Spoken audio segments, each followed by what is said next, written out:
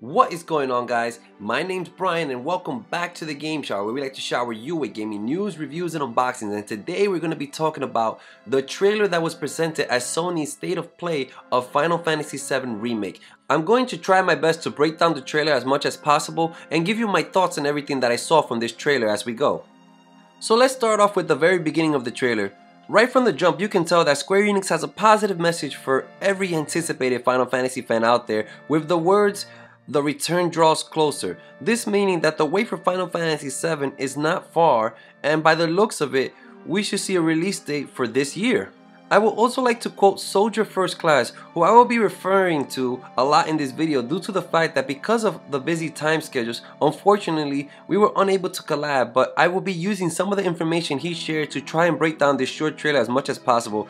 I will link his channel down below in the comment section. Check out his channel. He has amazing content about Final Fantasy and not just limited to Final Fantasy VII. This guy knows his shit when it comes to Final Fantasy, and I wish him nothing but success. Soldier First Class mentions that we are most likely having a release date for 2019 because even though other retailers such as Amazon have had the game for pre-order for a long time, GameStop just put the pre-orders live on their site a few days ago, meaning that the release should be coming soon and we should potentially see a release date for sometime in November of 2019. To add to this information, now that Square Enix has finished with their main game, Kingdom Hearts 3, they had the time to put their focus on Final Fantasy VII Remake, knowing that the fans are still anticipating this game.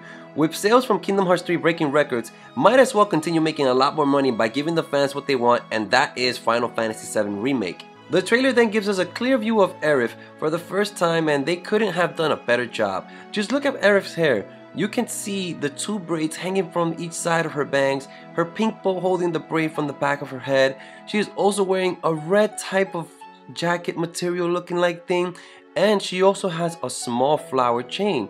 Aerith and flowers is very essential as she is known as the Flower Girl and is very important to her story with her and Cloud. We then get a look at, correct me if I'm wrong, but I believe these are members of Soldier based on their helmets, armor, and the guns that they are holding. I say correct me if I'm wrong because in the original, Soldier appeared to have a blue uniform, but because of the lighting in this scene shown, it is possible that these in fact are members of Soldier, but we just can't tell that the uniform is blue because of the lighting.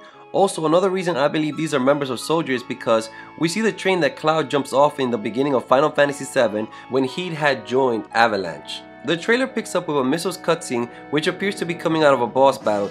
This is also when we get our first look on the new battle command menus. To the left, the battle menu shows that Punisher can be used by pressing triangle, regular attacks can be used by tapping square, and to change the battle menu you press circle to open up the command menu. I will get back to this in a second. On the right you can see the character status menu. So the top bar appears to be their HP, which is also shown in numbers right above the bar, and on the right of the HP you see a smaller bar which is most likely the MP bar for stuff like magic summons and so on. The bottom bar is most likely the bar you need to fill up to use the character's limit attack. The trailer then shows the missiles causing parts of the environment to fall, which Soldier First Class does mention in one of his videos that in this game there are breakable environments, making the game feel more realistic. Next you see Jessie, Wedge, and Biggs, which are members of Avalanche, jumping over the train turnstiles, and we are shown the train schedule. If you recall from the original, you start in Sector 1 for the first reactor to blow up, after 5, which is shown on the schedule where you will be heading next in the game. This makes me believe that Final Fantasy VII is an open world game, but it's still linear with a few side quests that you may choose to do if you are a completionist or if you just want to take a side stroll to continue enjoying the game to its fullest potential. Cloud is then shown running through the reactor, which is most likely the part when Cloud is escaping because of the bomb he set to blow up the reactor. This is believed because of the time shown right above Cloud counting down. You can also see that at the bottom left the command menu is shown and can most likely be opened to use things such as items or attacks. Also, the fact that Cloud is shown climbing over proves that this is the reactor scene from the original. This remake continues to prove that it will be massive and that the exploration will be outstanding, literally because there's going to be climbing, crouching, and even squeezing through falling debris to get to certain parts. The trailer makes you jump out of your seat as you hear Barret with his Mr. T kind of voice, and Barret's playable. On this scene, we are shooting at one of the enemies and you can see that Barret's attack style is different as there is an aim icon shown in blue with an X mark indicating where Barret will shoot. On the bottom left, we can see that the command menu remains the same with Barret's limit backslash shown as triangle, proving that you will most likely have to fill up the limit bar to use the triangle attacks for the limits of each character. In this part of the game, you can also see that there are 2 bars below the HP bar, and it is most likely mean that if they are full, you have 2 chances to use the limits, and as you battle, they will slowly fill up once again to help you use your limit during the battles. On the right, we see Tifa, who is most likely going to be another playable character. It looks like this game is going to have us switching through the characters as we progress through the story to have a different battle style and different playthrough.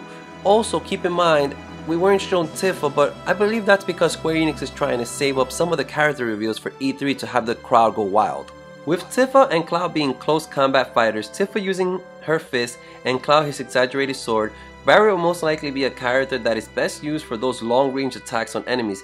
It appears that the way you battle an enemy will have to be planned out, and enemies will sustain different damage depending on which character you use. I do believe that Square Enix is going to incorporate using the character switch system due to the fact that there are going to be enemies that are flying or in higher grounds, that it would be better to use Barret instead of just keeping with one character throughout the whole game like Cloud. Also, if you guys notice, as the enemy takes damage, you see the numbers on the parts of the enemies that's being attacked, this taking down their HP. Though we don't see an HP bar, it is possible that you will first need to obtain an equip scan like in Kingdom Hearts 3 and possibly be able to see the enemy's HP in the future, unless they decide to force you to use sense for the from the command menu to see the enemy's HP. The battle system for this game also is speed up due to the fact that Square is focusing more on a modern battle system such as what was seen in Final Fantasy 15. I would like to add that even though the game is not going to be turn-based like the classic, it is not a deal breaker for me that it is this action type style RPG type of battle system.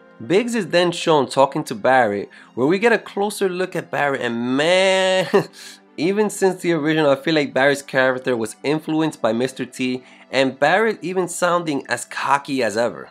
Now prepare yourself for the iconic scene where Aerith and her green eyes meets Cloud.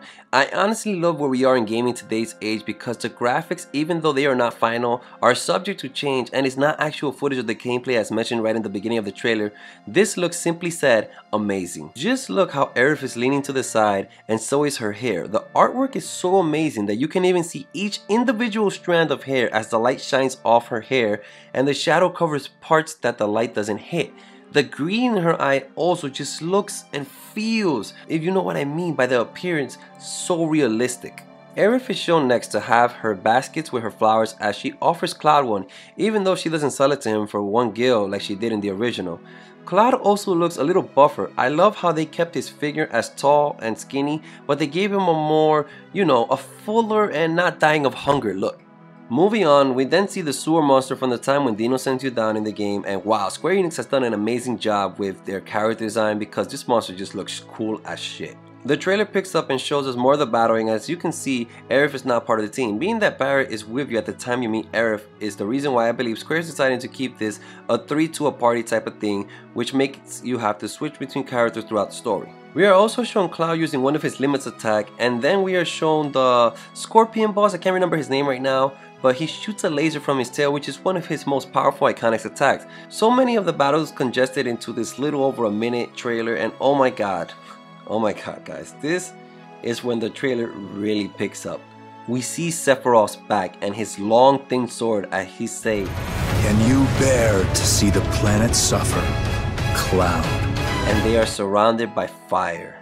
Everything appears in the background to be burning, which appears to be the scene from the original when Cloud and Sephiroth are surrounded by fire in Nibelheim after Sephiroth destroys the village and Cloud watches as he is too weak at this point to stop Sephiroth. You can also see the tension and anger in Cloud's face as he faces Sephiroth but can't stop him.